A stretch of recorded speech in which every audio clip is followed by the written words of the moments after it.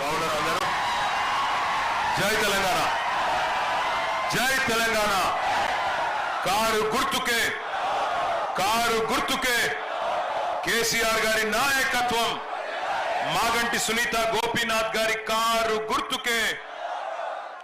గౌరవనీయులు పెద్దలు, ఈ సోమాజిగూడ డివిజన్ లో ఎన్నికల ప్రచారాన్ని తన భుజ స్కంధాల మీద వేసుకొని పర్యవేక్షిస్తున్న మాజీ మంత్రివర్యులు పెద్దలు మహేశ్వరం శాసనసభ్యులు అక్క శ్రీమతి సబితా ఇంద్రారెడ్డి గారికి, గౌరవనీయులు పీజేఆర్ వారసుడు మీ అందరికీ ఆప్తుడు తమ్ముడు విష్ణువర్ధన్ రెడ్డి గారికి, మీ అందరి ఆశీస్సులతో కాబోయే జూబ్లీ హిల్స్ ఎమ్మెల్యే 14 నవంబర్ నాడు సోదరి మాగంటి సునీత గోపీనాథ్ గారికి, అట్లాగే ఉప్పల్ శాసనసభ్యులు అన్న బండారి లక్ష్మారెడ్డి గారు, గౌరవ ఎమ్మెల్సీ నవీన్ కుమార్ రెడ్డి గారు, తాండూరు మాజీ ఎమ్మెల్యే రోహిత్ రెడ్డి గారు, అట్లాగే వేదిక పైన ఉన్న గౌరవ శాసన మండలి సభ్యులు మాజీ మంత్రివర్యులు శ్రీ ఎల్ రమణ గారు,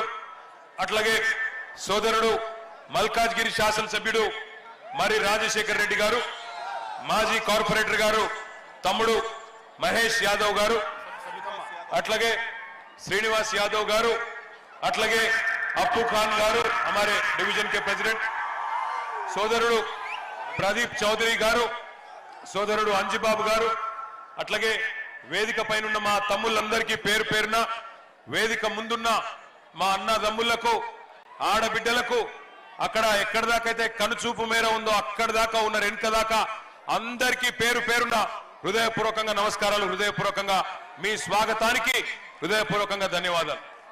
మీ ఉత్సాహం చూస్తుంటే, మీరు ఇవాళ స్వాగతం చెప్పిన పద్ధతి చూస్తుంటే ఖచ్చితంగా గెలుపు పక్కా అయిపోయింది, మెజారిటీ మాత్రమే తేలాలే 14 నవంబర్ నాడు అని అనిపిస్తా ఉన్నది. తప్పకుండా మరి జూబ్లీ హిల్స్ నియోజకవర్గంలో గ్రేటర్ హైదరాబాద్ పరిధిలో 2023లో ఎట్లా అయితే ఒక్క సీటు కూడా కాంగ్రెస్ పార్టీకి ఇవ్వకుండా అందరం కూడా కేసీఆర్ గారి నాయకత్వానికే జై కొట్టినామో, మళ్ళీ ఒకసారి అదే రకమైన ఫలితం రాబోతున్నది అనడానికి ఈ జన ప్రభంజనమే దానికి నిదర్శనం అని చెప్పి నేను మీకు విజ్ఞప్తి చేస్తా ఉన్నా. దయచేసి ఇక్కడికి వచ్చిన మా ఆడబిడ్డలు అన్నదమ్ముళ్ళు అందరూ ఆలోచించాలని చెప్పి నేను కోరుతా ఉన్నా. హైదరాబాద్ మహానగరం ఒక అమ్మ లాంటి నగరం, అందరికీ అన్నం పెట్టే అమ్మ హైదరాబాద్, అందరికీ కల్పతరువు లాంటి నగరం. కులం ఏదైనా కావచ్చు, మతం ఏదైనా కావచ్చు, ప్రాంతం ఏదైనా కావచ్చు, ఉత్తర భారతదేశం నుంచి వచ్చిన వాళ్ళు కావచ్చు, దక్షిణ భారతదేశం నుంచి వచ్చిన వాళ్ళు కావచ్చు, ఎక్కడి నుంచి వచ్చిన వాళ్ళైనా కావచ్చు, అందరినీ కడుపులో పెట్టుకొని చూసుకునే నగరం హైదరాబాద్ మహానగరం. 2014లో ఆనాడు మీ ఆశీస్సులతో పెద్దలు కేసీఆర్ గారు ముఖ్యమంత్రిగా పదవీ బాధ్యతలు చేపట్టినప్పుడు తెలంగాణ రాష్ట్రానికి ఆ రోజు పరిస్థితి ఏముండెనో ఒక్కసారి గుర్తు తెచ్చుకోండి.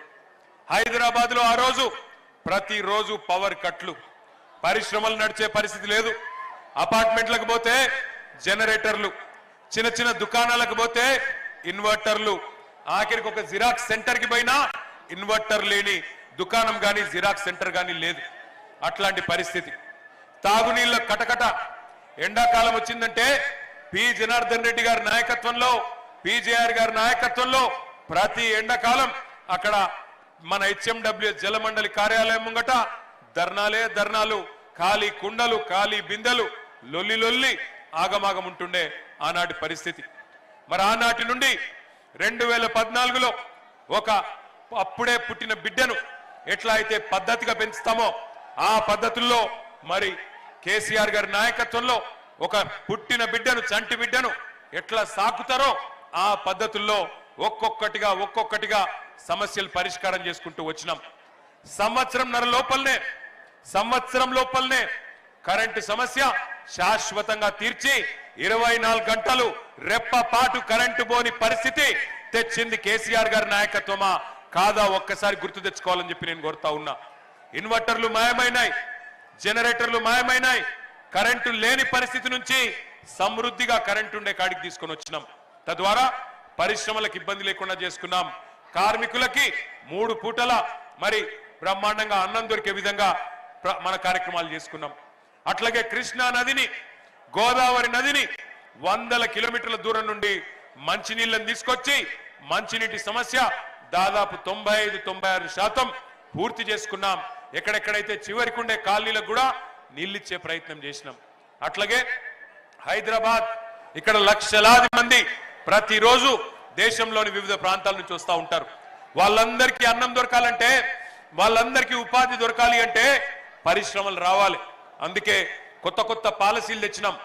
IT policy, electronic policy, power policy, ఒక్కొక్కటిగా యాపిల్, గూగుల్, అమెజాన్, ఫాక్స్కాన్ పెద్ద పెద్ద పరిశ్రమల్ని హైదరాబాద్ కి దేశ విదేశాలు తిరిగి పెట్టుబడులు పట్టుకొచ్చి 3 లక్షలుండే ఐటీ ఉద్యోగులు తెలంగాణ వచ్చినాడు హైదరాబాద్ లో.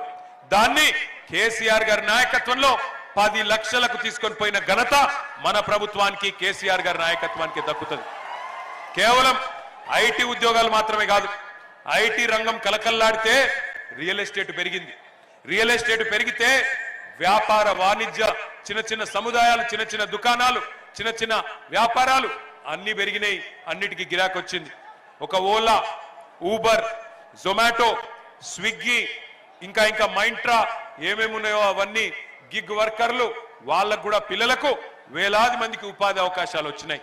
అట్లా 10 ఏళ్ల పాటు బ్రహ్మాండంగా మంచినీళ్ళ సమస్య తీర్చుకొని, కరెంటు సమస్య తీర్చుకొని, మంచి పాలసీలు తీసుకొచ్చి బ్రహ్మాండంగా పెట్టుబడులు ఆకర్షించి హైదరాబాద్ లో శాంతి భద్రతల సమస్య లేకుండా, కులము, మతము, ప్రాంత పేరు మీద పనికిమాలిన పంచాయతీలు పెట్టుకోకుండా బ్రహ్మాండంగా 10 ఏళ్ల పాటు కంటికి రెప్పలాగా హైదరాబాద్ నగరాన్ని కాపాడిన ఘనత పెద్దలు కేసీఆర్ గారిది.